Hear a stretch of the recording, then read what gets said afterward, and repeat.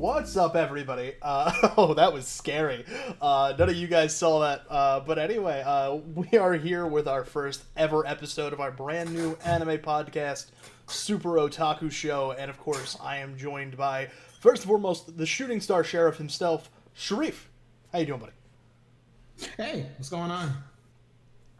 And my eternal co-host, the anchor that weighs me down, Roman. How you doing, Aaron? I'm doing great. I'm very excited for this podcast where we scream for a total of 90 minutes and grow our hair out. That is actually the entire thesis of the show, is we wanted to see how many weeks in a row before one of us actually goes blonde. You know, I was using for hymns, but I'm starting to think the way to really grow out your hair is to scream as loud as you can for as long as possible to gain power levels, and then you grow the hair. That's how it works.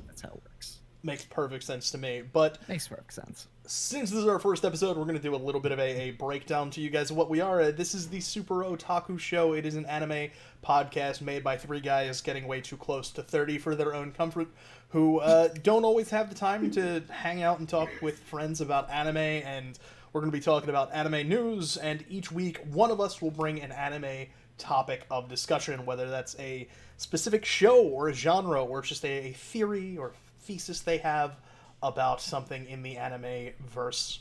That's what we're gonna call it, the Aniverse, anime verse. Animeverse, Oh. yeah. Animaniacs? I think that one's taken.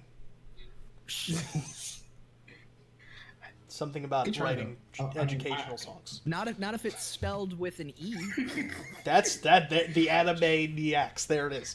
There it is. See, now I haven't Hey, watched the just new for the Animaniacs. Mm-hmm.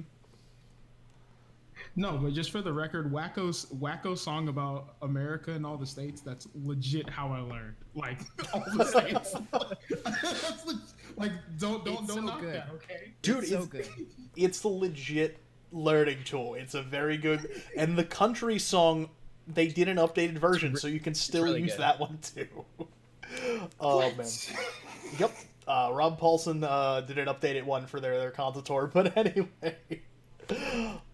So this week we're gonna skip the anime news a little bit because I don't know how long this topic is gonna take. This one is gonna be on me. We're gonna be talking about anime origins. Everybody has one. Everybody has their first anime and then the series or like event that drug you into it and has kind of just tied you to the fandom ever since, right? Yeah. So that's what we're going to be talking about. Is first off, I guess, what is the first anime you guys remember watching and getting into as a kid? Or early, like, or older, like, whenever it was, like, whoever wants to go first, like, what was the first anime you remember watching? Yeah, I can go first. Coda says Sailor- his was, I don't know, he's just, I don't speak Coda. Yes, I don't know that anime. Woof? Woof Woof? Don't know that anime. I'll look it up later. No, my first anime was Sailor Moon, and I believe I was around 4 or 5 years old at the time, because they would play Sailor Moon at our youth center in Japan. I don't know why specifically that cartoon. It's just the cartoon they put on for us. That and Speed Racer, though I think I more distinctly remember Sailor Moon than Speed Racer. So I'll chime in here just because Speed Racer is definitely mine. My dad grew up watching Speed Racer as a kid because my dad liked it. Well, my dad is not like a big anime fan. He loves cars. And I grew up in a family of gearheads. I'm like the weird exception. And so I grew up watching Speed Racer on, Cartoon Network reruns and stuff and just loving it. And I remember buying the DVDs as a kid as they came out. Actually, when I saw Aaron a little over a year ago, I bought the entire manga collection, so I have that. That's really cool. I have the Blu-rays. Like, I'm a big Speed Racer fan. I don't care for cars at all. In fact, anybody who knows me know I don't even drive. But if I could have a car, it would probably be the Shooting Comet. As we speak, Scott's dad is modding out his truck to have the button configurations of the Mach 5. So watch out for him on the road. He's a wild card. I don't know if you've ever seen a truck jump, but it's quite horrifying. In my heart, I think that's why my dad is always doing things to the Jeep, is that he's trying to get it closer and closer to the Mach 5, and I believe wholeheartedly that's the reason he asks for a drone every year. By the way, is that not like, all right, you know how there's certain anime sounds that really stick in your head? I think the first one for me was the sound of the Mach 5 jumping. Yeah. Like that weird... Oh, yeah. It was so cool sounding to me, and I had no idea how they made that sound. All of those are, like, weirdly iconic. Like, they all kind of stick in your brain. Because they were really specific. Like, the rest of the show has kind of poor audio quality, but, like, those sounds, like, they spent so much time defining them that you can, if you heard them, you would know exactly what they were. Definitely. But anyway, Sharif, how about you? This is funny, because Sharif, Aaron, and I went to college together, so we've known each other for going on a decade at this point, which is obscene. Has it really been that long? Dude, it has. We met in 2011 or 2012. It's been 2011. Yeah, 2011. It's been a minute. Well, like, okay, so I guess I have to note, because I don't really remember. I know that I was introduced to Sharif through Scott, but I have no idea how Scott met Sharif, because you were in the game design major, right? Like, we were in film, you were in the game design major, but I don't know how. I don't know how you guys met. That's really funny. Can we Yeah, you want to take this one? You take that one. Okay, so I'm surprised Aaron didn't know this, but me and Scott actually met at when we were at Full Sail, we met at one of the Magic the Gathering groups or clubs that they had on campus, which was not supposed to be exclusively Magic. They advertised it as a gaming club. Yep. Which it was just nothing but Magic. But I decided to go one night because, new kid. I wore my lanyard around my neck. I was brand new. Okay, I was a baby trying to meet people, and I just and it was crazy because I actually bought, like, at the time, like, the Magic core set or whatever for that specific year, just so I had cards to play when I got there. And me not knowing Magic, but then I met Scott there for that one night, and then we never went back. Yeah, it was weird. We ended up playing against one guy who was real salty because he got there late and couldn't join their EDH game they had going on. So he played with us, and I just played kitchen table Magic, which I didn't know that's what it was called at the time. It's for fun, you just play with whatever cards you have. Right. And Sharif was brand new, and so me and him ended up hanging out, and we bounced away early, and I think ended up going back to my place and hanging out there because it was more fun. So you could play on the kitchen top, obviously. Exactly. Yeah. And I think what really solidified it was because we were supposed to play other card games, and I think, Scott, you mentioned Yu-Gi-Oh! And I was like, yeah, I play Yu-Gi-Oh! At the time, and and the rest is history. Just fade to black. End the show. Yep. Oh, man. So I guess hopping back on topic, though, so what is your anime origin? Like, what's the first show you remember watching? Yo, this is actually going to be crazy because, like, I actually really, like, thought about... I actually was thinking about it the other day. Such a huge Saturday morning cartoon kid. So, honestly, my first, like... I didn't even know they were anime. Was, like, Card Captor, like, Sakura. Like, Card Captors. Which it was just called Card Captors in the West. So, that was probably the first thing I was ever, like, really put onto. Because I remember, like, watching Card Captors, like... being, like, really into it, and this is before I knew it was meant for girls. It was just a shoujo. I knew it was shoujo. Like, I didn't know this. Well, they didn't advertise it like that. Do you remember the ads for it? For real, it did.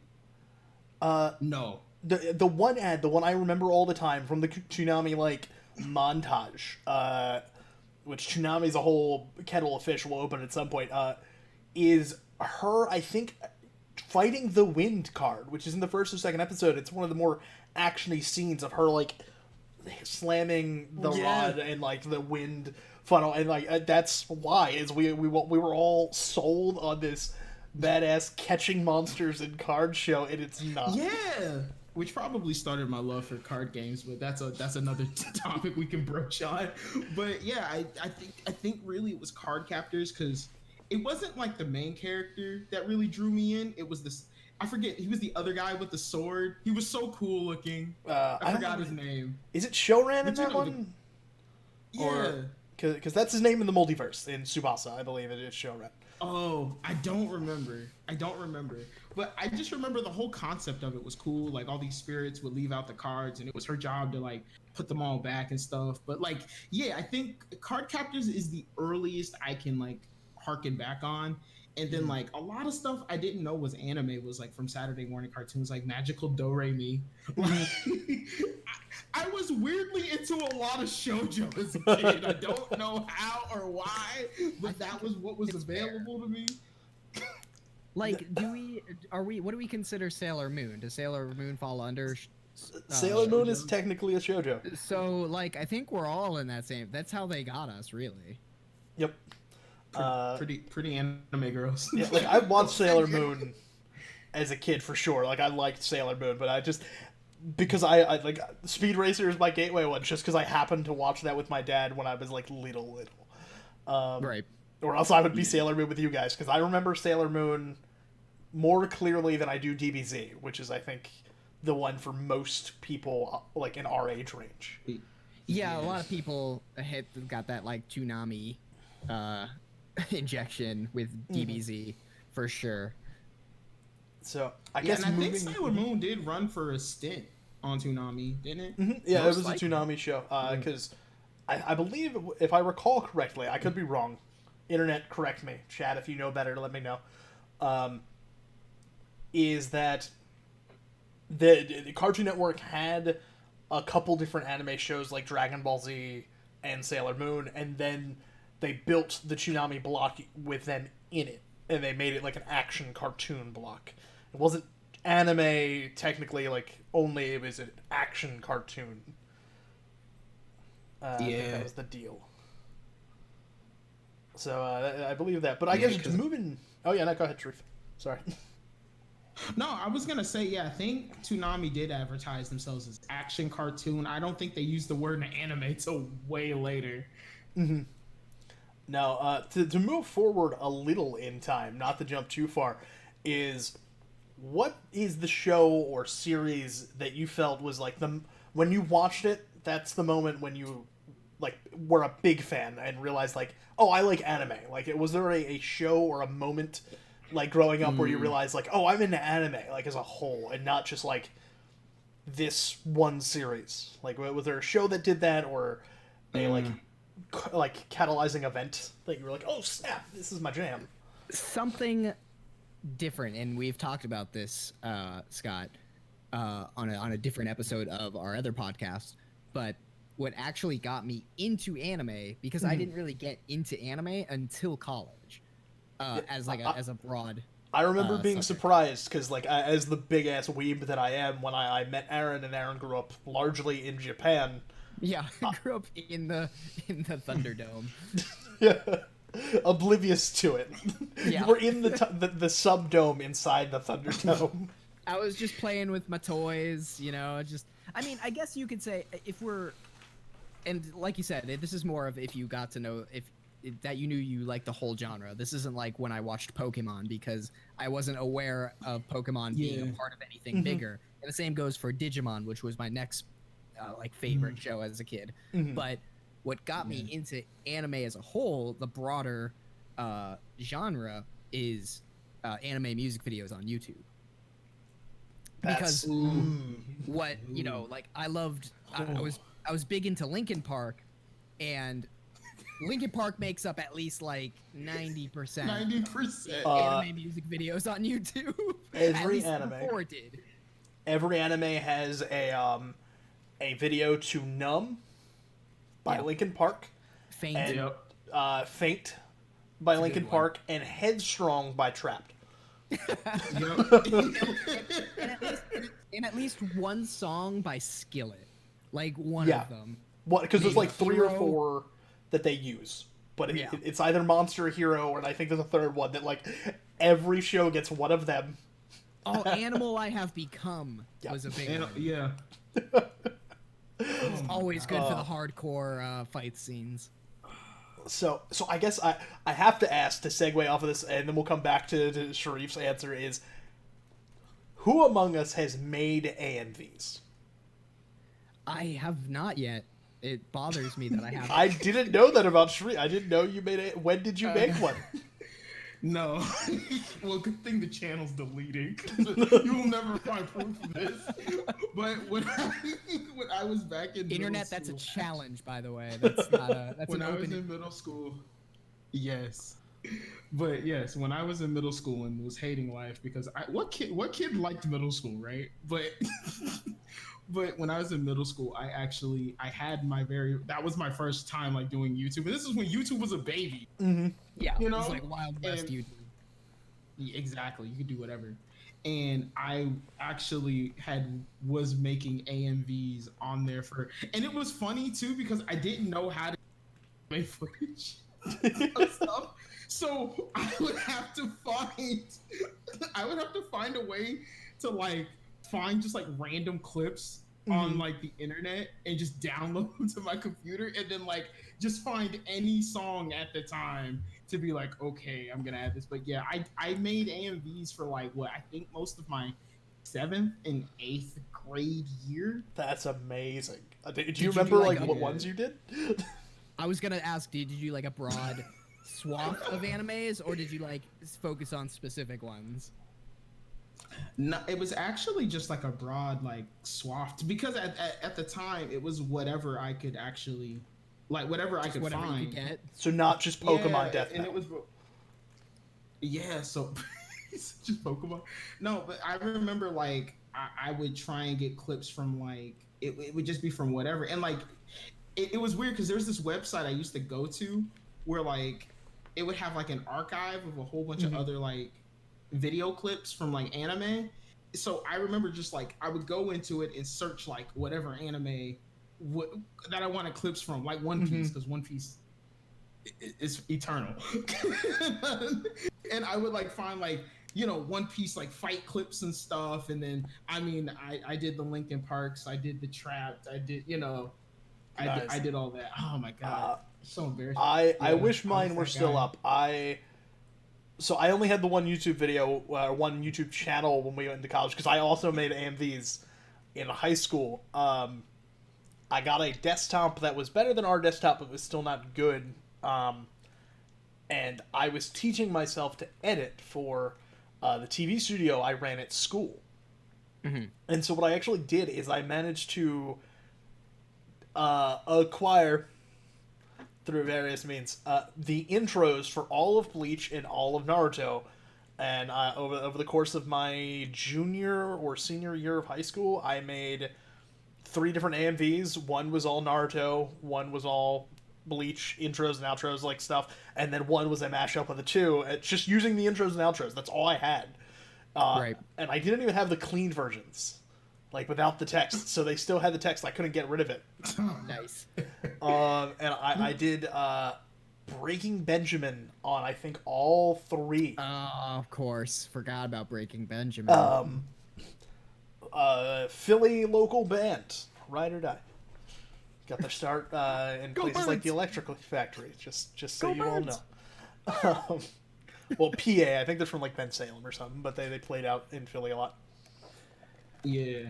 So, but I guess back to the question. Yeah, Sharif. So like, what? Now that we're done with our AMV side trackery. Yeah. And that we've confirmed you can't find either mine or Sharif's AMVs on the internet. That's not confirmed. That is definitely not confirmed. Before the chat goes tries to find a way to archive YouTube. I mean, it's somewhere. It's got to be somewhere. Yeah. There's a fingerprint of every one of your things somewhere. True, it is the internet. But if I had to like define like a single moment that was like I'm into anime, it wasn't it wasn't really like in elementary school or like in middle school. Like I know in middle school I was watching like Dragon Ball Z and stuff like that, but to me though they were still cartoons. Mm-hmm. Like they weren't really, like I really didn't think of it too hard like that. And I did know manga exists. I knew what manga was, and I knew that there was manga for the series and stuff, but I don't think I was a fan till until I probably watched um it's a toss up because I toss these two every time in my head and I'm like, no, I like this one. But the top two I will definitely say is probably Gurren Lagann, the episode after Kamina's death. Spoiler alert for like a 30-year-old anime. But heads up from the beginning. We might spoil some shows as we talk on this one. We won't spoil anything brand new because this is all the stuff we watched growing up. But like, there will be spoilers potentially, maybe. Yes. So Simone's like super inspirational speech, like that was a really big moment I think for me as an anime fan. I think the second one is obviously gonna be a super old one, but Outlaw Star. But so that was I think because like I've always been interested in like space and space themed things. Yeah. So like the concept of Outlaw Star was just amazing for me as a kid, and like the way like the ship had like arms that would like pop out. I always thought that was dope. I was like, this is so cool. It was probably my introduction into like mecha based things as well. So yeah, I would think that was probably my two probably most defining things in high school. I was like, okay, I'm an anime fan. That's fun. So like, I guess like I'm a little bit like the weird one because I always around like 5th or 6th grade is when like anime started becoming a term that people knew was a very nerdy thing, and like kids would pick on you for it back in like Philly. Yeah, by the way, I hope that we have like somebody that is like sub 20 listening to this, and it's like, yeah, you used to get picked on for knowing what anime was. That was my life. So I remember getting bullied for liking it and stuff, but there is I think the moment that I realized I was like, oh, I don't just like anime. I like the anime as like, you know, capital A, like Japanimation stuff across the board, is when in 7th or 8th grade, I don't remember, it's been a minute, you know, since then, even for me, when Shonen Jump started coming out, and buddy of mine in class named Tim brought in a copy of it. I had no idea what this was, and he let me look at it. He wouldn't lend it to me. I wanted to borrow it, and he let me look at it. And I loved everything that was in there. Every Shonen Jump show. It was Dragon Ball Z, Yu-Gi-Oh!, Yu Yu Hakusho. And it was like One Piece and Naruto were in there, and those weren't shows that were on in the US yet. And I was like, this is so cool. I need this. And I convinced my mom to get me one, I think, when we were at the supermarket later that week. And I started reading everything. Like, even like Sandland, which is an old Akira Toriyama series that has like 2 volumes. Wow. The fact that I knew what you were talking about, I was like, holy crap. Oh, that's amazing. See, this is weird because even though I'm a co-host on this show, like 90% of the animes they're going to talk about, I don't even have like an inkling of understanding of. Yeah, be like, oh yeah, I know that one. And I think that's going to be part of the fun of the weird panel we kind of have going on, is because I am a super nerd. I lean towards our pretentious nerd side, where I like to know everything about everything. The worst kind of nerd. That's me. Sharif, I think, is the knowledgeable nice nerd, where he dabbles with a lot of stuff, and the best nerd. Yeah. And then Aaron is like the layman nerd. Like I'm the passive nerd. Yeah. Like, I like what I like, and I got opinions about it, but I'm not outwardly forceful about them. And I don't like collect merchandise. Like, I don't have very many of like merchandise of any property I enjoy. I just kind of like passively enjoy it, which is weird for somebody who really wants to make those kind of things. Just like, So, Rick says that he's in the same boat as you, but I also want to point out, Quirky Ginger says that they got bootleg Sailor Moon VHS tapes from sketchy Japanese Nice. shops in Philly, and Yes. that is a thing that I'm like, it's like a half step before, like my generation of anime fan, is the bootleg VHS tapes, and that's something. Did either of you guys have experience with like any anime or manga before we started getting the actual major releases from places like Funimation, Manga, Tokyo Pop, like all those? Do you have anything like that, my Aaron? God, Maybe because like Tokyo you grew up in Pop. Japan, but like, is there like any of that like bootleg or like other company published versions that you have? I don't know if I got bootleg. I got like I remember the only anime movie I had on VHS was the Speed Racer movie. Do you guys remember that film? The like with the big red like train The thing Mammoth that Car. enters the race. It's called the Mammoth Car. It's the weirdest movie. Yeah, no. It's not a movie, actually. By the way, it is an episodes. It is a series of Right, it's episodes, just but it collected makes a into movie. one. Oh yeah, I love the Mammoth Car. It's a great episode. You know, we should Yeah, talk no, about Speed Racer on its own for an episode. For sure. Undoubtedly, I adore Speed Racer. And I want to use it as an excuse to watch the Wachowski sisters version of it Which because I I've never seen also it. love. And like it looks, I think I could find an appreciation for it, even though it doesn't look like the kind of movie I would watch. And then we're gonna watch the Speed Racer like second anime from like the '80s, where it's like a weird battle dome thing. Nice. I can't wait. It's gonna be a good episode. It will. Sharif, do you have any like weird, like pre-normal anime like stuff that you ever ran into, like bootleg things or just strange things? Because if you want to think a minute, I can give you a second. I mean, it probably doesn't count, but Oh, you cut out. my friends back in. Oh, did I? Yeah. Yeah. You back? Okay. No, okay. I was gonna say like the only thing that was like random and kind of was like I remember like my friends like trading like bootleg Yu-Gi-Oh cards like. Yeah, man. The fake Yu-Gi-Oh. I And remember like that. Like in middle school. I got those. Oh, like Man, cardboard they were cutouts. Exodia. They the, were so bad. the Some one. bootleg Exodia cards. That sounds kind of familiar, actually. Like, not gonna lie. No, the ones that are actually just stickers. You guys remember those? I Somebody remember. I'm just imagining somebody like bringing like a cardboard box cutout with like a leg drawn on it. And be like, it's the final piece. Because you could only collect like the other pieces, and you could never get that like left leg. Oh, it's amazing. Man.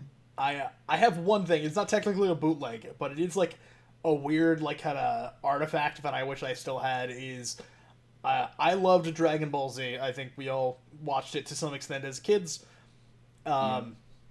And my uncle got me. He used to travel around a lot. He picked me up a copy of a Dragon Ball comic book, and it was an American released version of the Dragon Ball comic book. It was him fighting Ninja Murakami. If anybody, I think that's his name, in Dragon Ball, which is a pretty like late Dragon Ball fight or mid Dragon Ball fight. And I had no idea what was happening because it was Kid Goku, not flying, just doing martial arts, fighting a ninja, an actual ninja in a pink gi, on the cover. But it was an American style comic book, like a single chapter of the manga. And what's the wildest thing is because it was an Americanized release, it was mirrored. So the whole comic is reversed so that they could put it left to right. Oh, wow, that is weird. I've never seen anything like that. Yep. I wish I still had that. He got me that one, and I remember being so confused by what this was. I didn't understand it. I didn't know that I was like, why is it Little Kid Goku? What is happening? I was like, is this Goten? Like, Yeah. it was. I probably didn't even know it was Goten because that was before the Buu Saga, way before. So I was a lost child. Completely. You mentioned this before, and I think even Sharif mentioned it to a degree, but like, I think the reason that anime was so, I distanced myself from it was like because of the stigma, like people getting bullied for it. Yeah. Which was like, it Yeah. was sad to see. Like, I don't like watching people get bullied. I don't want to be bullied yet either, though. Like, it was one of those things where you didn't want to like stand up for them because then they'd be like, "What are you, a fucking nerd?" You're like, "No, man. I'm cool, man." No, bro, I'm cool. But like, usually the people that got like, it wasn't like if you just said like, "I like anime," people would come down on. Because like, I knew plenty of popular kids at our school that passively watched anime. Like, I knew friends that watched One Piece and stuff like that. Are you trying to get to the part where you say that it was kids like me who tried to go do kamehamehas in the schoolyard? Is that what you're trying to say, Aaron? But more usually it wasn't that though. Usually it was somebody with a Naruto headband, and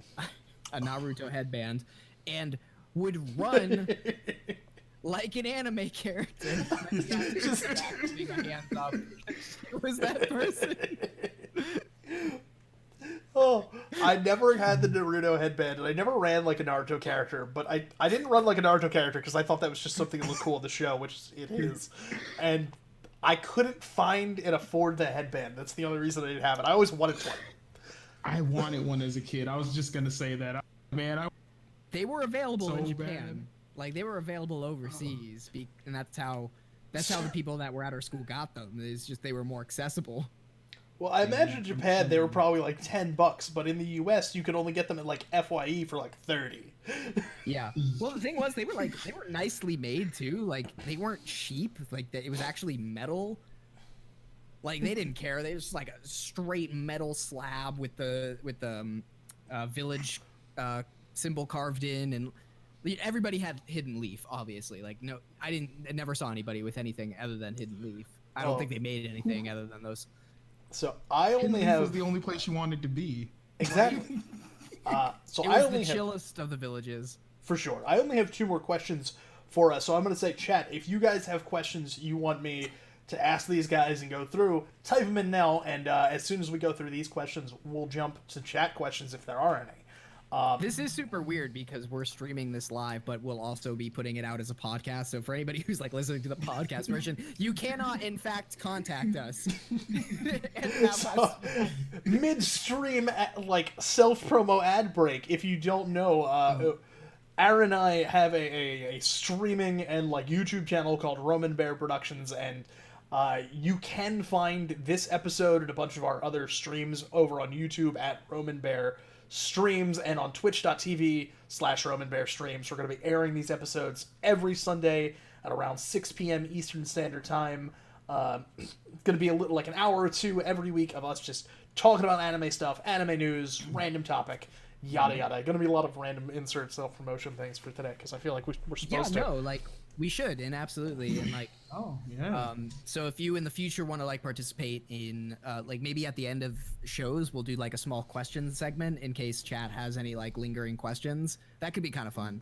Damn Skippy. So, my like last 2 questions. So we got the 2 big ones. One, is there a favorite like piece of anime swag or collection that you've had over the years? Like, what's your like favorite anime thing you've ever had? Just curious. I just want to know. I want to know about your guys' cool stuff. Me like looking around the room because I'm a fucking nerd. See, this is hard for each of us in different ways because, like, Oh man. I think Sharif is because like he has a fair amount of like stuff now. Aaron, because I don't think he's owned a ton of anime swag, and me because a lot of my favorite things have been lost and destroyed over the years because I have a little brother. I mean, it's weird to say, but like, I think, like, Pokemon merchandise was probably like the top. See, like, the one thing I will say that I always wanted, like the one truly nerdy anime thing that I always wanted was I wanted the Yu-Gi-Oh! Wrist deck. Yeah, I mean The that. dual disc. Holy, there were kids that had them on our base. Oh my god, they were so fucking cool. Yeah, They were like the nerdiest kids in reality, and like nobody wanted to talk to them outside of that. But like, they would just they would do duels on the street, and it's great because like there's no holograms. So like when they play a card, to be like, wait, what is that? And like you have to like walk up to the person and show, can you read that? Like, oh, okay, and then you gotta step. Like they're trying to do it like 10 feet apart. Oh my god, that's No, you just amazing. reminded me. Oh man, one Christmas, my mom cultured us. My mom low key like cultured me and my brother because me and my brother we didn't have the original dual discs, Hmm. but for one Christmas we had the Yu-Gi-Oh GX version of the Mm. dual discs, and they were like rounder and Yeah. stuff, and like me and my Less brother still stabbing had your cards friends at with the them. time. So like Aaron, that was definitely me and my brother just out in your street, out on your streets, man. We just, That's so I was dope. playing Elemental Heroes. He was playing, I forget, the one with the robots that had like cartoon eyes. I forgot what those were. Oh man, I don't know. I don't But recall. Those are the ones that the little guy Cyrus used. Um, yeah, I Okay. yeah. Another. I'll just say two small ones because these are like the two things I remember owning more specifically. I had like any kid that was cool. I had the Mew, the little hieroglyphic metal thing that came with the first Pokemon movie. Yeah, Y'all man, that remember was a cool that? card. yeah, Felt so cool with that thing. yo, And then the if you other, still and this, had that, you'd be rich. right? I don't. I have no idea where it went. It's gone forever in the ether. Um, the other thing I had was, and this was probably like because this was something we mentioned while doing our like early discussions about the show, as being an anime that came to sell the toys. Yeah. Uh, of course, I had Beyblades, dude. Like Beyblades were so fun. Like, and this goes to show kind of the, uh, how would I say this? How Japan kind of trended behind America because at a certain time America had some dangerous ass toys, right? Like lawn darts, just nonsense. Like fully metal darts you would just toss at each other and try and kill your family members. Um, but Beyblades were like the closest thing because some of these things had like just razor sharp metal edges on them, and they would blast out of the little like plastic arenas you would get. Like you would have to protect your shins because those things hurt so bad. They would just fly off, and God forbid you were anywhere near that plastic arena because they were dangerous. Dude, I loved Beyblades so much. Me and Austin had so many of them. We used to because we would each get them for Christmas and birthdays. And then what would happen is that he would tell me what kind of Beyblade he wanted, and I would decide what kind of one I wanted, and we would take them all apart and make a big pile of each type of part, and I would build custom Beyblades for each of us, and I would then go and use the extra parts to build as many other Beyblades for us to fight them against to see which was best. Yeah. You know what that kind of coincided with, like in America, was the robot battle shows they would have. You guys remember those? Yeah, BattleBots. Yeah. Yeah, Metabots. I think that kind of like coincided with the rise of For like certain. Beyblade popularity because it was just fun seeing like competing with your plastic and metal toys to see which one reigned supreme. Definitely, man. And random cool thing, since we're talking about Beyblades and Sharif kind of mentioned Metabots, is I just found out there is a place called Discotech Media that makes they find animes that haven't gotten like Blu-ray launches, and they try to locate the masters and do remasters and scans. And I actually just ordered for myself the first 2 seasons of Metabots and the entire first series of Beyblades, all on Blu-ray. They're pretty affordable. They're like $30 or $40, which for an anime season or a season of any TV show is pretty solid. I'm so excited to like get those. I haven't watched them in forever. I don't even know what the Beyblade anime was about. Like, what did he do to make that interesting? Do you want to take that one, Sharif? Do you remember? I was gonna say if you want to see shameless self plug here, if you want to see me react to the first episode of Metabots and Beyblade, that's up on my channel. Oh, man. I gotta check that out because I don't remember it at all. Yes, which is funny because there's also an episode reaction to Shaman too, and that's getting a reboot. But oh man, but Shaman, not Shaman King, but Metabots. I still have. I bought it when I was in. I bought it back in college. My still have my little 6-inch like Metabee figure. Oh, I Which didn't I know paid that was way dope. too much money for. Did I ever tell you how much I spent on No, that? I don't. I think you bought this as I was leaving. It was towards the Yeah, end of I spent- college. Yeah, I spent way too much money on that thing. Well, That's awesome. I just told you I bought a $200 pair of pants before the show, so like, Yeah, it's fair. it's okay. Like, just like that'll bring you more joy, honestly. But I gotta tell you, those pants are comfortable. For the cost of Aaron's pants, I got all 3 of these seasons and a new webcam. For the cost of a single pair of pants. Oh man. It's kind Anyway, of one of the things where you have to put them on before you realize, like, okay, this might be worth $200. it feels like Somebody tried to $200 sell me a pants. $200 pair of pants. I'd be like, oh, you got fucking magic beans with those or something? Like, get the fuck out of my face. I put these on. I was like, Right. ooh. All right. Oh man. So I guess to bring it back to topic, Sharif, do you have a like favorite anime like thing you owned or one that you just always wanted but never got?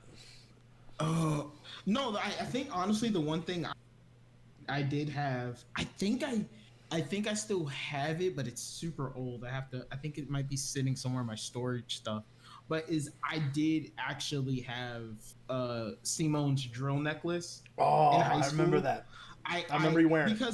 because that was around the time I had just finished Gurren Lagann in high school. I was like, okay, I'm into anime. This is, I was super motivated. I was inspiration. Like it was just like, I was going through all those feels. Mm-hmm. And I was and I think it was like the only FYE store that we had in our town because I grew up in Georgia.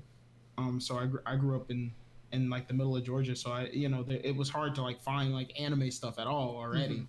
Mm-hmm. So I found, and I was in an FYE and I saw Simone's necklace, and I think I was working. I think my first job was at a Steak and Shake, and I had just gotten paid. And I was like, I wore it every day. I wore it like it was like gold, and like the thing that sucked about it was because it was like painted gold. The gold would like fade away on it, Mm-hmm. but like I wore it every day. Man. I Okay. loved it. You kind of reminded me of something because this is something I locked away in that back part of my brain that I don't like to open because it's too shameful. So as a kid, I never had tantrums. Like, I just didn't. I don't know. Like, I don't know why, but even like coming right out of the womb, apparently I wasn't fucking crying, which is weird. I was just like staring around. Aaron just accepted life. He was like, Yeah, I was like, I guess we're doing this. Just like, Yo, fine. And there is one time I remember ever throwing a tantrum, and it was at I think we were on a pier, like with the little carnival games and stuff like that. And I saw one of the prizes was a giant plush Togepi. And I was gonna fucking have that Togepi. And I threw a horrible tantrum. It's like the only time my dad had to pull me aside.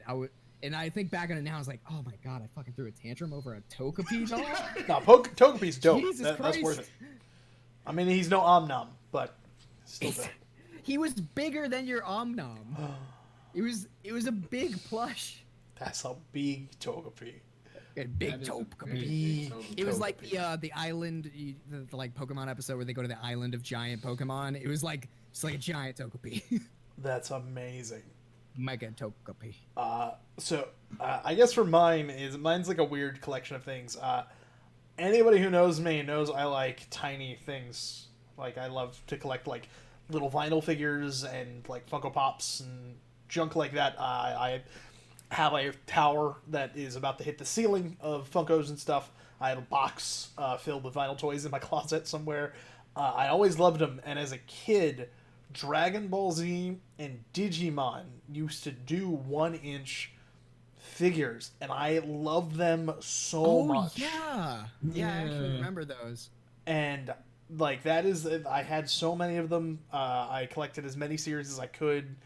Anytime I would go out, if my parents were like, you can get one action figure, I would always go and like look at everything, get all excited, and then ultimately end up getting the collection of all of those. And that is like a set of toys that I wish I could find again, because they would like as a nerdy ass going on 30 adult, I would love to make them into like desk toys. Like I have no shame. I would put Velcro on them and ring my TV with them. Like I would do that in a heartbeat. And I can't find them anywhere. I don't know if this is something America ever did, but did they have like the little you put the coin in, you turn the knob, and you get like a little egg with the toy inside? So we have those, but we have gotchas, but they're not good. Okay, I was gonna say, because like those were everywhere in Japan, and they still are. Like they're just everywhere. You go into a mall, you go into a clothing store, you go into a hardware store, and they got little anime gotchas like all over the place. Yeah, and you got me some. One. I have them in a box somewhere. Yeah, I got Scott like some while I was back in Japan for a little bit. Like Rick mentions that Pokemon used to do them, except for Pokemon knows how to make the real money, and they would sell them for like $5, and they would come in a little like plastic Pokeball, and you would click the button, and the Pokemon was inside. Those were amazing. Have it as a keychain. So before I remember I had those. Yeah, did you have like a specific guy that you always walked around with? Oh my god, I can't remember if I had any specific ones, but I remember having like a little Pokeball, and you would like roll, like pop out of the Pokeball. Yeah. Oh my god. Yeah, mine was Charmander. Not because he was my favorite; it's just he's the one I had that went in the ball, and I was like, yeah, this is my homie. We're going on an adventure. So before we get to my last question, we're gonna jump into the couple from chat. So first, we have from Quirky Ginger. This is a cool one. What is, if you've ever done one, your first cosplay you've ever done? Okay. Of any kind, like, because I don't know if either of us have like done major cosplay, but I think we've all done like loose costumes from things. Yeah. Again, I remember one of I think MegaCon in Florida was like the first one I ever tried to do anything for. No, before MegaCon, it was like a smaller anime convention, anime focused. And I tried to have our friend Heather do makeup on half my face for Ichigo's, like, he has his hollow when he's like the vizier thing. I tried to, because I saw online there was this really cool picture of somebody who did like a cool paint job where they just did half the face as the mask. It was so well done. Mine did not look good at all. But I did get like contacts for it. Like I got the yellow contacts. Oh, that's cool. We used those things to death in film school, because I was like, I tried to use them for everything. You're like, I paid money for these. They were so cool though. They hurt so fucking much. I believe it. Oh man, the first cosplay I actually did was, I think it was Halloween one year. And they were, they actually allowed us to, they let us come to school in costume, right, for Halloween. And I think Halloween was like on a Friday that year or whatever. So I actually went I went as Luffy, but like it was kind of funny because like I kind of had to bootleg my outfit, because, well, first off, like, Luffy wears like the red vest, and he doesn't wear, he doesn't wear like an undershirt or anything, right? Yeah, right. And he's got the pants, and then he's got the sandals. But because like with the dress code or whatever, I couldn't just wear like a vest like that. So I wore a red vest. I wore like a red vest, but I had to wear like a white t-shirt under it. Yeah. And then for my pants, I had to roll them up, and then like I glued cotton balls to the rolled up part of the pants. Yeah, because they have like a weird cuff. Like he has the puffy cuff on them that. I don't know what that is. Yeah, exactly. If you have a photo of this, that's our thumbnail. I wish I had a picture. And then like I just had like these regular, like, in between like the toes, like sandals, and I wore those. And like I even did like the little scar under my eye. And that's awesome. Legit, I was so mad because I got to school that day, and everyone's like, "Are you a farmer?" And I was like, "All right." Yes. Like, I'm done. Everyone legit thought I was a farmer all day, and you were just like, I'm a pirate. Just hurt. Oh man. So I have like the weak lazy man answer, because I I am not good at anything manually creative. Like, if I have to put my hands on it and make a thing, I can't do it. It breaks. Um, I love cosplay. I've always enjoyed taking photos of cosplay when I go to cons. I think I make everybody nuts because I'm just like photo man mode. The only one I've ever done myself, and it was by accident, and I've told this story to death probably to you guys and to some of my friends. I accidentally did like a casual cosplay of Steven Universe at an Otakon in like 2016 or 2015. I went with a bunch of friends. I happened to have like jeans that were a little short on me. They weren't like really, they were like slightly above my ankle. I always wear flip-flops and jeans. It's a crime, I understand, but I like it anyway. He does. And my favorite t-shirt at the time was my Steven Universe t-shirt. And I naturally look like Steven Universe. I have curly hair, and I'm round. So it was the weirdest moment where I kind of inadvertently ended up cosplaying as Steven that day. It was just, I packed on my nerd t-shirts, and I was walking around the con, taking people's pictures, and I had some like 15 or 14-year-old kid sprint across the entire like room and tell me that I had like an amazing Steven cosplay, and I was like, "Okay, what?" Like, or like you'd be like, "You look amazing," and I was like, "Thank you." And then I realized like 15 minutes later what I was wearing. So I low key cosplay Steven Universe in my everyday life. That's the closest I get, sadly. But now that they've done grown up Steven, that no longer works anymore because now we know that Steven kind of skinnies up a bit. Well, that's the thing, is in season 1, there was an episode where Steven gets bigger. Oh yeah, that's right, where he's like learning how to use his powers and he turns into like old man Steve. Yeah, he goes through all these different forms, and one of them, he's big and kind of brolic and has like a beard and stuff, and I was like, oh, he grows up to look like me. I was like, that's great. It's like, if I went to the gym, I would just be old Steven Universe. My first official cosplay though, like one where I really put like a small amount of effort in was oh shit, what is it? It's from Scott Pilgrim versus the World. It was it Lucas Lee? What is it? Lucas Lee, right? It's Lucas Chris Evans. Lee, that's the name. Lucas Lee, I was Lucas Chris Lee. Evans. Because I fucking loved I still love Scott Pilgrim versus the World. It's one of my all-time favorite films. And he was like the most obtainable to like dress as, because it's just like black jeans, black shirt, the leather jacket, which I had, and then I was like, okay, if I could just get a skateboard and maybe like cut my hair a certain way, I can kind of pull it off. It's weird that anybody even recognized who I was, honest to God, like. Cause it's not like I look like Chris Evans. Definitely don't look like. No, I thought it looked pretty tight. I remember us doing that. But there were a few like Ramonas at the con who were like, "Oh shit."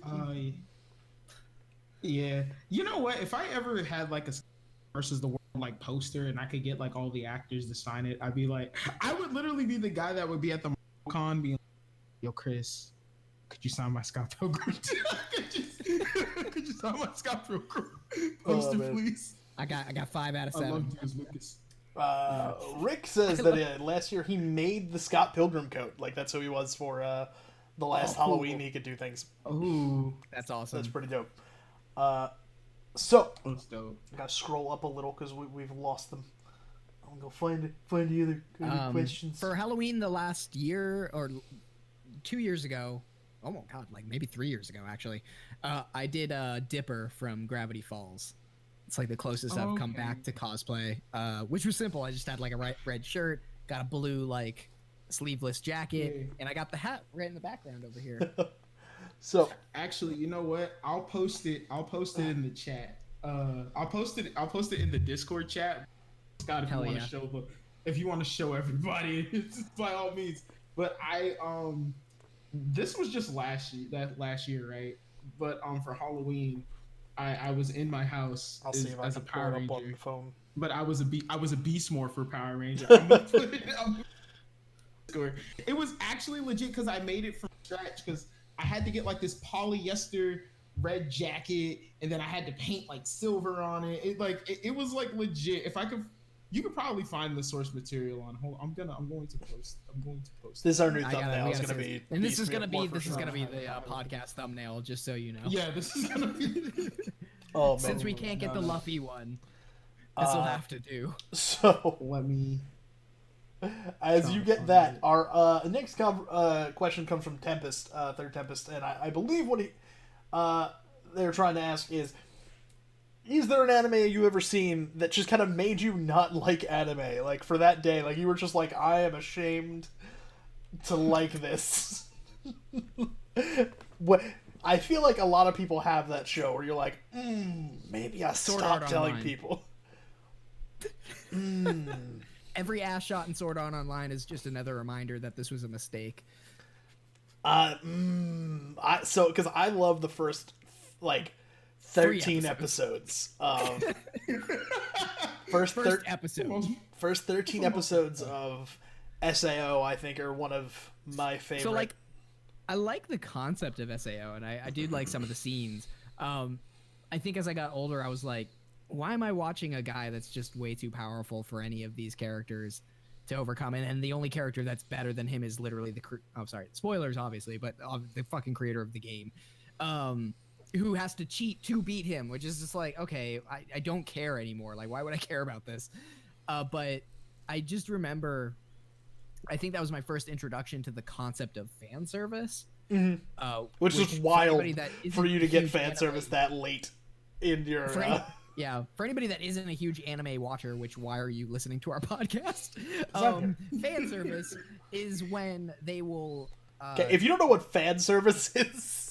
It's because male it's not gaze just for anime, but it's not basically. just an anime, right? Like, fan service is upskirt shots, it's like down skirt shots, it's down blouse shots, it's anything that puts the female form. I'm gonna cut in a Aaron off right now because hypersexualized look. Aaron is incorrect on this. Fan service is not an anime thing. Fan service is a media thing. It is widely used in anime. Well, like in the rest it's of the every media time it that has, you are... it has an actual name. It is every time that you are being, like, gratuitous and sexualizing a person. See, Aaron is, of course, more familiar with it in most shonen anime, which is going to be primarily females being like that. But if you watch shoujo, which I think me and Sharif have more experience with, it's normally beautiful boys doing things beautifully. And I watch Free. I was there. Yep. I've been watching Skate the Infinity. Is there the same level of, like, a placement? Like, it's one thing to have like a shirtless man your doing camera. something like cooking. What's happening to your camera, Aaron? I don't know what's happening to my I don't camera. know, Aaron. What's So mine? for the audio listeners, Aaron's camera has just exploded into pixelization. Oh no! And Am now I back? I fixed it. Okay, all right. That was I scary. was gonna say, like, and this is, we'll get back. Like, fan service could be its own episode, but I don't know. Like, it's in the rest of media they call it, basically, it's called male gaze. No, but that's what that is the camera... misnomer, right? Is male gaze is incorrect because it's not just for men. It's for, because you're thinking, again, your That's experience awesome. is almost exclusively from like, because you're a guy, right? So you're looking at it generally as a guy's thing. But Yeah. if you watch a lot of media skewed towards women, it's like that too, right? It's anything to, like, hypersexualize a character. I mean, every time Chris Hemsworth takes his shirt off, it's not for us. Every time. This is for another topic, but it's not shot the same. There's a huge difference, and I will get to that when we get to our fan service. No, like, and I agree. It's more gratuitous with a lot of, like, female things, but there are, you again don't watch shoujo. Like, if you ask Nina right now, like, the amount of close-ups of, like, Tuxedo Mask or either the like Uranus or the other Sailor Scout who's, like, super handsome, just, like, glistening lips, looking wistful, shirt lightly unbuttoned, like, that's every shot of those characters. Like, they're there just to be a fantasy. That sounds more like romanticization more than sexualization. But it's Because harder it to, is like, sexual, like, but, like, in a very milquetoast kind of way. Like, I know what shoujos you're talking about, and, like, Nina will put some on in the background, and I'll, like, watch occasionally. I think the closest to, like, male gaze being turned around on a man is in Kill la Kill with the the guy, the teacher who Yep. keeps undressing. Yeah. And I feel like that is purposely a like it turning the concept around on its head, because like it's shot the way they would sexualize the other female characters, and almost even more so because like the lights change. He's just like stripping very slowly. The clothes. Armstrong and Full Metal, says Rick. Butter. Yeah, Rick says Armstrong and Full Metal. No, Armstrong and Full Metal is basically a whole different world. That's a different part altogether. Because all the other characters don't react to that the way they react to like female fan service. They're terrified. I guess this will come up. There's a lot of girls that watch Dragon Ball, and you're cutting out a little every bit. time those men would get into a scuffle, they're like, "Here, busting shirts out," and like, I guess you could. We all saw that as like cool, but you know, if I was a teenage girl, I'd be like, it was very homoerotic. Let's be honest. Like we all shipped Vegeta and Goku. Okay, no, you stop that. Vegeta is we best wanted the husband. end to be them just going off together on a fun adventure. The ambiguously gay duo. So anyway, I guess I'll chime in with like the one that like made me like with anime. There's not too many, but I remember a couple of years ago, I was trying to like watch newer shows. It's been something I've struggled with for a long time, is watching newer anime, because I am an old pretentious man. Well, I'm like, in my day, stuff was more dope. Which I don't understand. So I was putting on random different animes and trying out episodes on like the free Crunchyroll, and I put on an episode of Keijo. Do either of you know what Keijo is? I do not. Oh no. Sharif is doing yeah. So Keijo is a battle trope anime about a sport where girls stand on a platform and try to knock each other off of the platform using only their boobs and butts. Okay. And that was just that was a slight bridge too far for me. Finally, what are you talking about? Like, anime finally recognizes the tactical usage of the gigantically oversized boobs that they draw on their women. Yeah. They were like, listen, we've been drawing women like this for years. Nobody knows why. These are ridiculous boobs. What can we do with them that would actually make sense? And they're like, how about you as weapons? And somebody was like, finally, a sensible man, a man of culture. Thank you. Oh, God. So the whole anime is this sport? Yes. Yes. It's about the like characters in the sport. So like, I feel like there's only so far you can stretch that concept, right? Like, does it get... I don't know. I watched the first 10 minutes and even I quit. Now I have to watch this anime. And the thing, like, how they take it. I'm generally somebody who's fine with fan service. Like, I watch a lot of random shows. A lot of them have fan service. It's a pretty common thing, especially in a lot of shonen anime, which are made primarily for teenage boys. By like men who fantasize about it. By men who were teenage boys. and can put themselves in that headspace. So, like, I'm generally fine with it. It's not too distracting for me. I'm a little desensitized to it. But that show is about it, and I was like, no. See, I just gotta know, like, I gotta know if they're trying to be subversive, because I was watching an anime with Nina. Nina, do you remember what it's called? The one that's, like, hyper-sexualized children? Darling in the Franxx. Are either of you familiar with Darling in the Franxx? I have heard of it. Yeah. I know that it's about people getting in other people as robots. And I told you, it's basically, the concept is it's a mech anime, mechs fighting other mech dinosaur things, and the way they operate them. So every aspect of the show focuses on the hypersexualization of these children. Like, to operate the machine. Now I gotta talk about this. It's ridiculous. We needed a bridged version though because we were already over an hour. Okay, so short version is the girl gets onto all fours on this like motor vehicle thing, and the guy operates behind her, holding her, like these mechanic things on her hips, and they have to sync. They have to sync up, and the girl moans and goes. Ah! Like as they sync up, and they have to operate the machine by syncing correctly. Aaron is now demonstrating for us how to sync for all of our podcast listeners. Now you know how to operate your very own mech vehicle. Thank you for watching my tutorial. Sharif, did you have an anime that made you ashamed to love anime? I mean, Darling in the Franxx is on that list. It's on the list. Jesus, it's okay. Like most people who watch Darling in the Franxx, that show was not about it after a certain point. But yeah.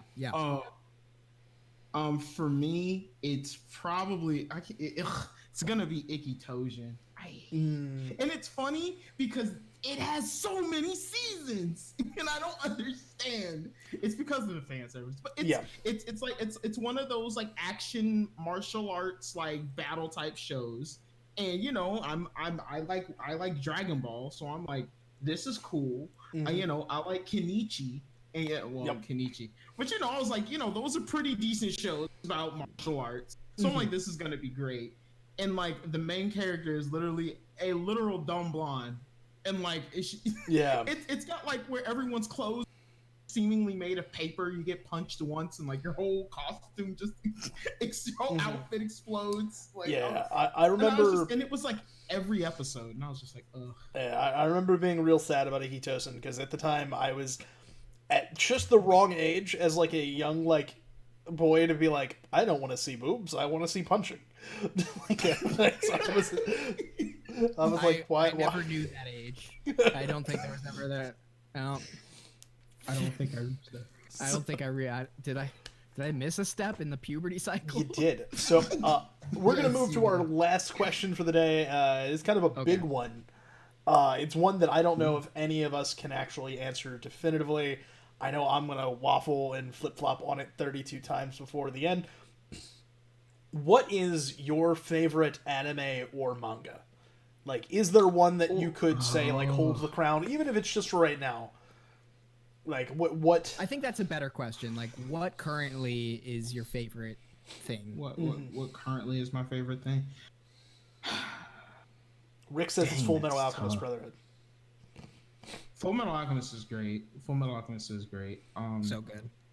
It is not a lie. If I had to say right now, just based off of currently what I'm watching, what I'm reading, because I feel like there's two ways you can respond to this. You can definitely say the most favorite thing you're currently reading, and then like what's like your favorite of all time, or like what's like in your top for you. Because if it's what I'm reading now, it's definitely gonna be One Piece. Like I'm definitely enthralled in that the most, as far as story. But if you wanted to, but I guess if whoever in the chat wants to know my personal favorite, it's still gonna be Katekyo Hitman Reborn. I still probably enjoy that series thoroughly the most. It's because Sharif is the main character of that. Yes, I know. Yes, I know. I found my Suna gloves actually. So they're in the apartment somewhere. I think they're in the closet. Amazing. Aaron, how about you? Currently, I mean, I'm very hyped for My Hero. I think it's like the one show that I can't wait to continue watching. I've really enjoyed My Hero. So that's currently like my favorite thing, because I could still think about it and really get excited for it. Because even now, I'm currently watching like the final season of Attack on Titan, and like while I like where they're kind of trying to go with it, it's still not. It doesn't get me as excited as My Hero does. And obviously, I'm really excited to watch Demon Slayer when it comes to the U.S. and theaters. The film, anyways. Mugen Train. Yeah, and I'm excited to see that. But like, if I, it's and like I said, the reason why I always like saying my favorite thing I'm doing right now is because there is no real favorite. Like, there's just no way to like make a hierarchy of the things I've enjoyed because they're all good for different reasons. Yeah. And I like them more at one point. Yeah. But if I had to like pick something that has kind of stood the test of time, Full Metal Alchemist Brotherhood, yeah, like you mentioned before, is gotta be that, universally because great. it's, and obviously I just had to watch it 4 or 5 times over for the video essay I made. Like the first time, I remember I sat down to watch it because I was like, okay, I gotta rewatch the show. I gotta take notes along the way to figure out like, you know, how I could tie certain themes to each other. And I just forgot to do that because I was just watching it again, like I had been watching it for the first time. Then I watched it again, and then I had to do it one more time after that because it's only 64 episodes and like it's easily bingeable. So if anybody currently has Netflix like and has not seen Full Metal Brother Alchemist, you need to go watch that now. And random plug for our channel, Roman Bear Productions on YouTube. You can watch my my thesis statement about Full Metal Alchemist Brotherhood that I put my life into. So much. I literally transmuted my soul into this video essay. Oh, yeah, Tempest. He's the one who broke your brain. And also Tempest giving a shout out to Time I Was Reincarnated as a Slime and Shield Hero. Both are very fantastic takes on the isekai genre. I do agree. I like both of them. They're some of the modern shows that I'm really vibing with, undoubtedly.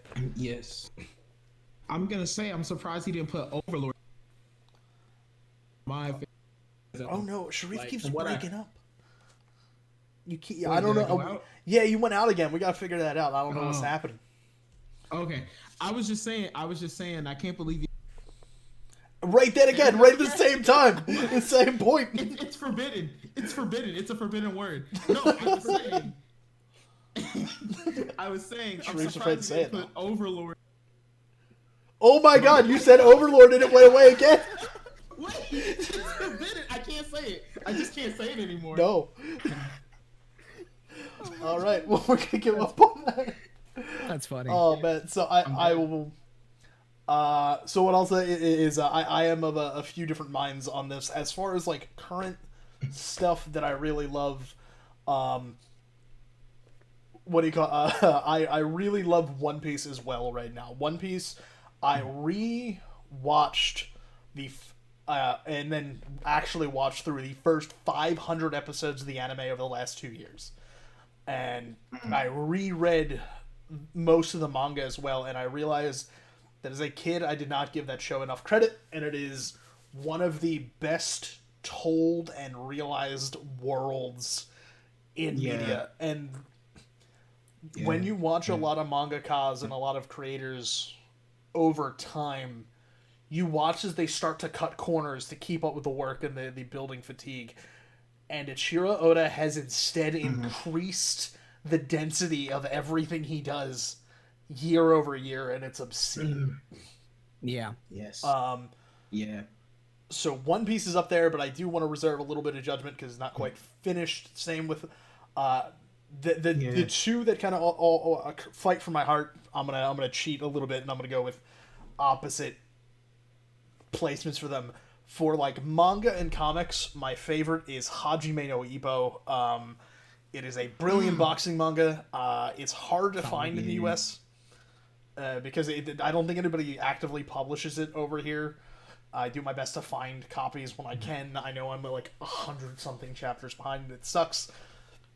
But that one is a brilliant read. The way they handle every fight, watching both corners, analyzing both people, where they are in their lives, why they fight, why they are in this world is really interesting. And then, of course, like it's the original like GOAT. It's the one that got everybody in like our generation into anime. It's, you know, it has like clothing brands and like rap songs about it. It is Dragon Ball Z. That is, Dragon Ball Z is not always like my favorite anime, but it's my favorite anime IP. Like if you give me a new movie, a video game, like a comic book, like, and if you're like, oh, this Dragon Ball Z character's in this thing, I'm probably gonna go look at it, because unlike a lot of other animes where I'm a big fan of that series, DBZ is a big part of just like me growing up. It's just part of life, you know. It's been there since I was about 6 or 7 years old. I've made friends through Dragon Ball Z. I've streamed all the games. Like when we had our 1 year anniversary, Kakarot is the game I went to because like I know I can play a Dragon Ball Z game for 12 hours straight. You know? So, you know what's weird? Yeah. Like, despite it being the thing that grabbed a lot of people into anime, it was one of the animes that I absolutely rejected when I was younger. So like as a teenager, I had friends who watched Dragon Ball. So like there was a door, there was an opening for me to come into that world. And like I watched a few episodes and I'm like, this is terrible. Why would I watch people screaming for 3 episodes straight? And then I don't know if I'm going to catch the next episode. Then I'm going to be all lost. What the fuck? Yep. That's kind of where we stand. So with that, we're going to start bringing the show to a close. If you guys didn't know already, though, this is the Super Otaku Show. We're going to be coming to you guys live at twitch.tv/RomanBearStreams every Sunday at roughly 6 p.m. Eastern Standard Time. You can hang out with me and Aaron over on We Could Have Done Porn, our podcast, and you can find Sharif at the Shooting Star Sheriff on YouTube. Does a whole bunch of like cool video game and anime-centric content over there. And the final thing to let you guys know, the podcast is going to be everywhere podcasts can be found in the next couple days. This episode is going to be weird because I got to get it on every site and accepted on every site, so it might trickle in this week. Yeah, I remember it took a little bit the first time we did WCDP, but if we're hosting it from the same, because we're hosting it from the same Buzzsprouts account, right? Yes, we are, so it should be okay. Maybe it'll be, maybe it'll work faster. We don't know. But anyway, guys, you can tune in next week where we're going to be doing our spring anime draft. When the spring anime season starts the first week of April. And so we're going to be going through, looking at all the shows that are coming out that are new, talking about which ones we want to watch, and then deciding which ones we're going to do early season and then end season reviews on throughout the spring season of anime. So I hope you guys had a lot of fun with our first episode. Thank you for everybody who came and hung out with us. And until next time, guys, so long. And we're going to go out on the Dragon Ball GT theme song because it's the only one I remember. Take it to the Grand Tour. Green Tour. Dragon Ball GT.